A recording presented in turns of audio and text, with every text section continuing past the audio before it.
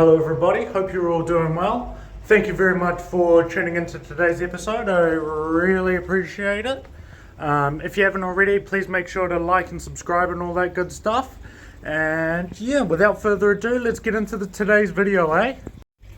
So the topic for today's video is something that I think is quite important and a question we get a lot asked, particularly from newer hobbyists, but also like just more casual hobbyists in general. And I mean, even more serious hobbyists would find some value in this. And that question is, what is the best way for minimizing or lessening or easing, whatever adjective you want to use, but how do I make my aquarium maintenance easier and less demanding and less, like, how do I make it so that I don't have to think about my aquarium as much? That's a question that obviously would be important for if it's just for like a little kid and you're looking after it for your kid, but it's not, the center of your world, or it is maybe like just like a family tank where you just want to enjoy it, but you got other stuff going on, like there could be plenty of situations. Or maybe you like fish, but you're not a crazy fish person and you don't care that much. There's plenty of reasons why this might be the case, and reasons as to why you might want to make your aquarium maintenance just a little bit easier on you and your entire family. So there is a few sort of methods for making this challenge a little bit easier. And I think the best way and the most important way and the easiest way, and I don't know, insert adjective here, would be just lessening the amount of fish in your aquarium or lessening the load on the system. So what do I mean by that? Well, as we hopefully know if you've watched some previous videos, the load that is on an aquarium is what determines how much maintenance you need to do. The bio load, so like how much living stuff is there living along, creating waste, doing its thing in that aquarium, compared to the amount of water that is diluting that amount of waste, if that makes sense. So with that, the easiest way obviously to make your job easier in terms of looking after your aquarium would be to lessen that load or make that load smaller or dilute the amount of waste that is in the aquarium. So the obvious answer to that is either to have less fish in the tank. So maybe say you've got one of these tanks here. This is probably like quite a common one for a beginner. This is a 29 litre, probably about like, what would that be? About 8 gallons. Little 1 foot tank. How do we, excuse me, how do we make that a little bit easier? Well, instead of putting 10 guppies in there, maybe we put, 3 guppies and 1 mystery snail. For that tank, instead of like having 10 guppies, you might need to do a big, like 50% water change once a week, say, or twice a week even.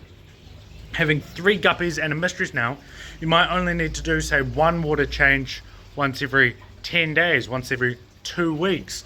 So the fish's waste and the snails, like the inhabitants' waste, isn't building up as fast and creating as much concentration of waste. So you will have more time in between maintenance sessions where it's building up slower. So you don't need to have as much sort of investment in terms of time and in terms of resources and making sure this tank is healthy, if that's not what you're wanting to achieve. If your main goal is not, have as much fish as possible. This obviously can go the other way. If you want more fish, you can do more maintenance and have more fish. So one sort of recommendation or tip or whatever you want to call it for making your aquarium maintenance a little bit easier and a little bit less time consuming. I think that is one that like people forget. Like it's always, how many fish can I put in? Can I put more? Can I cram more? Can I cram more? Oh, but I don't actually want to do any work. I just want to look at them. And that's, I think, the trouble that we run into, especially when it comes to like the more like I call them like family type hobbyists, like parents with the kids come in, they just pick a bunch of guppies for their, 40 litre tank and some whatever. and that's just their enjoyment of the hobby. It doesn't have to be a serious aquarist. The next thing I'm going to suggest is these bad boys. This is golden pothos, but any plants growing out the top of your aquarium. What they will do is they'll help suck out nutrients and consume them so that it makes it a little bit easier. You won't have as much algae and stuff growing out of your aquarium. The important thing to remember is like a little one like this, say, I don't know if you can see it probably, but like this golden pothos here, in like this 3-foot, 150 litre, 40 gallon aquarium, isn't going to make much difference. It's when they get a bit bigger that they start to have that impact and start to kind of grow at a speed that is enough to sort of offset some of the fish waste. I am hesitant to recommend this because people kind of, I find, often expect to just chuck it in and then forget about it and never have to do any maintenance in the world.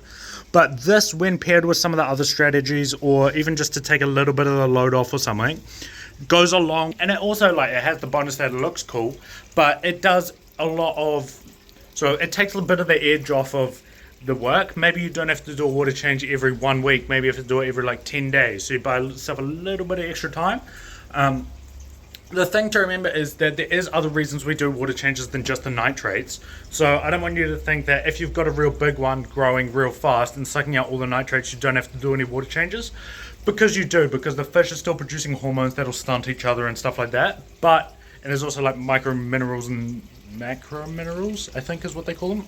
I don't know. Like there's other minerals in the water that need replenishing and everything. But it does help. As long as you're still doing water changes, even if it's a little bit less frequently because the nitrates are getting consumed, that will be perfect for the fish and you'll have a healthy ecosystem. Now, the third and final thing that I'm going to suggest to sort of make your aquarium maintenance a little bit easier or maybe lessen the load is feeding your fish less. And I want to be careful with this one. I'm not saying to starve your fish or anything like that, don't get me wrong. I'm just saying, instead of feeding your fish every day, you might want to feed them every other day. It's still going to be more than enough food to keep the fish happy and healthy and everything. Why is this Freyeri not? He's sitting behind this thing. You can see the end of his tail. But every other day instead of every day. And what that is going to do is just lessen the amount of waste in the system. Every other day is still more than enough for a fish. You're not going to have any issues with them starving or anything. But you're putting a little bit less in the system. They're going to be producing a little bit less waste. And when paired with some of the other strategies, it's going to make it a little bit easier to stretch the time a little bit more. So like maybe each strategy will buy you 1 day extra per water change. But add 3 strategies up, there's an extra 3 days. Boom, happy as Larry. So that's kind of, I think, the best ways to maybe lessen the burden of the water changing and aquarium maintenance on yourself if it's something that is not what you want. Like for me personally, I quite like having higher maintenance aquariums because like, I find it quite therapeutic and like, you know, almost like a meditative state and everything. But I understand that's not everyone. Some people just like to look at it. They don't want to worry about having to do a water change every 5 seconds. So, you know, if that is you, I really do hope that these steps that we've introduced today, when kind of put into action in your aquarium, might make you enjoy the hobby a little bit more. Because that, at the end of the day, is the most important thing. We just want everyone to be enjoying fish tanks, no matter how. Maybe you like plants, maybe you like cichlids, maybe you like aquascaping, whatever. No one cares. As long as you're happy, I'm happy, all the other people are happy. I don't know why I'm pointing over there, there's no one there, but you know what I mean. So yeah, I'd just like to say thank you guys very much for watching. Let me know if there's any other tips you guys have that I've missed. I'd really like to hear them. But that is all from me. Thank you very much. I love you all, and I'll catch you in the next one. See ya.